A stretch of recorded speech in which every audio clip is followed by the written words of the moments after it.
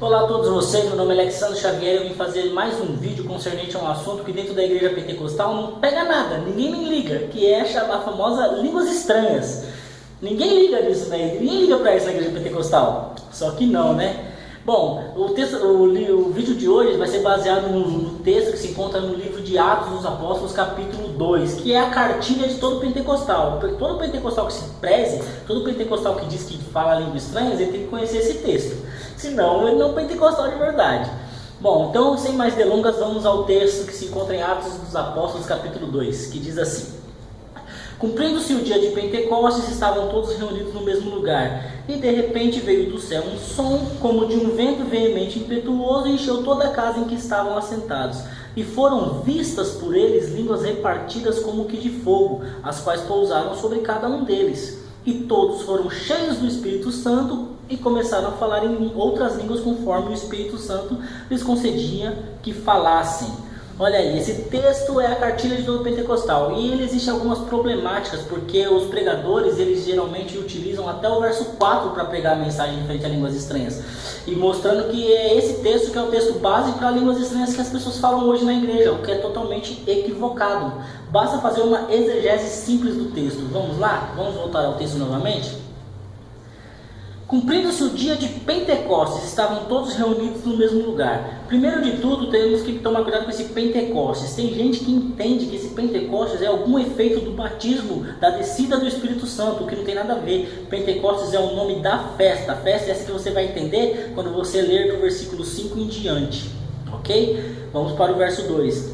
E de repente veio do céu um som como de um vento veemente e impetuoso, e encheu toda a casa em que estavam assentados. Olha só, o texto diz que veio um som como de um vento, e não um vento. Tem pregador nessa hora que até sopra no microfone, e já começa a falar um xalamarrala lá, e todo mundo cai na pilha do pregador, e todo mundo começa a entrar no mistério, né? O que é totalmente equivocado, porque o que entrou dentro da casa foi um som como de um vento, que é totalmente diferente de que se um vento realmente tivesse entrado na casa. Vamos para o verso 3. E foram vistas por eles línguas repartidas como que de fogo, as quais pousaram sobre cada um deles. Aqui também existe uma coisa muito sinistra que acontece, um equívoco muito grande, que é esse sentido das línguas repartidas. Tem gente que fala assim: não, porque eu fui batizado pelo Espírito Santo e comecei a falar em língua repartida de fogo. O que é totalmente errado, tem até música assim. O que é totalmente errado, porque o próprio texto ele mostra o que aconteceu. Ele diz: e foram vistas.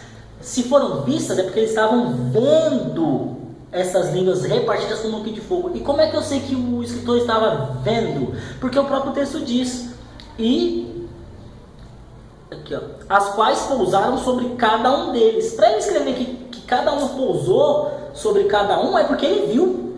Então foram línguas vistas. O próprio texto diz, ninguém começou a falar em língua repartida aqui no texto. E o verso 4, que é a chave, né? Que é o clímax da questão das línguas estranhas quando é pregado. E todos foram cheios do Espírito Santo e começaram a falar em outras línguas, conforme o Espírito Santo lhes concedia que falassem.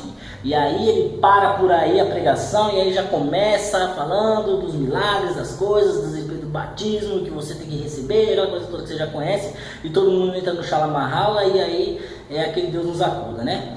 Agora, se a gente parar para pegar o texto agora do verso 5 e diante, você vai ver toda a explicação referente ao que é essa língua estranha. Vamos lá? Verso 5. E em Jerusalém estavam habitando judeus, varões religiosos de todas as nações que estão debaixo do céu. O que é todas as nações que estão debaixo do céu? Ou seja, é o mundo todo. Todos os varões judeus de toda parte do mundo estavam reunidos nesse lugar, que eles estavam reunidos por causa da festa de Pentecostes, que era que fazia essa junção deles para ir adorar no templo. E correndo aquela voz, ajuntou-se uma multidão e estava confusa, porque cada um os ouvia falar na sua própria língua. Olha que legal. Vamos continuar o texto, no verso 7. E todos pasmaram e se maravilhavam, dizendo uns aos outros: pois que? Não são galileus todos esses homens que estão falando? Como, pois, os ouvimos cada um na nossa própria língua em que somos nascidos?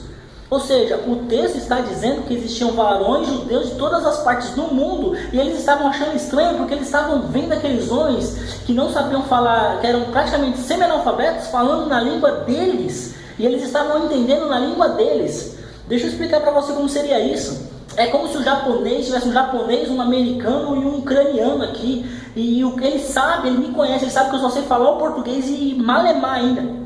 E de repente eu começo a falar das coisas de Deus na língua dele. E ele está entendendo, mas ele sabe que eu não sei falar. Só que eu estou pronunciando na língua dele. Aí eu te pergunto, se eu não sei falar japonês e eu estou pregando em japonês pro cara, a língua é estranha para quem? Para mim, porque eu não conheço. E a Bíblia é tão clara nesse assunto porque ela ainda destaca qual eram o pessoal das quais regiões que estavam ali naquele dia. Quando você continua no verso 9, diz assim: os partos e medos, elamitas e os que habitavam na Mesopotâmia, a Ejudéia e Capadócia e Ponto e Ásia, e Frígia e Panfilha, Egito e partes da Líbia, junto a Cirene, e forasteiros romanos, tanto judeus como prosélitos, cretenses e árabes, todos os temos ouvido em nossas próprias línguas falar das grandezas de Deus. E todos se maravilhavam e estavam suspensos, dizendo uns para os outros: que quer isso dizer?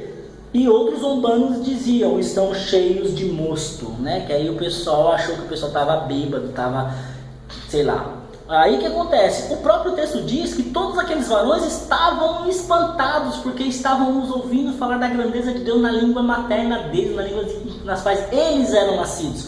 Então, funciona desse jeito. Se o cara começa a pregar em japonês e não sabe falar japonês, a língua é estranha para ele. Entendeu? Eu não sei falar japonês, começo a pregar em japonês, a língua é estranha para mim. É isso que é a língua estranha. Então, no texto de Atos, capítulo 2, nada tem a ver com esse Shalamahala que vocês falam na igreja aí. Nesse Shalamahala que vocês costumam ouvir. Nada tem. Isso eu estou falando no livro de Atos, capítulo 2. Ok? Então, o texto está dizendo sobre línguas inteligíveis, sobre línguas que possam ser interpretadas. Tanto é que a própria Bíblia explica. Até o pessoal de quais países estavam ali. E eles estavam, o texto diz mesmo, estávamos ouvindo falar das grandezas de Deus na nossa própria língua. Ok? Então, se você é uma pessoa que foi fazer missão e acabou pregando na língua de uma pessoa que você não sabe falar, você está de acordo com esse texto aqui. Agora, aquele xerebedé todo que acontece, aquela movimentação toda, nada tem a ver com isso aqui.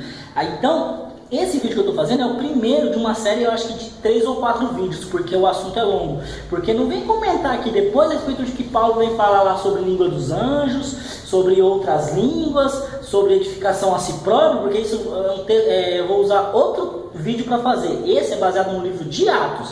Então, se você tiver alguma coisa para mencionar relacionada ao livro de Atos, se eu tiver equivocado em alguma coisa, você pode comentar aqui sobre o livro de Atos, porque esse vídeo é referente ao livro de Atos, ok? Espero que vocês tenham entendido. Graça e paz a todos. Tchau, tchau.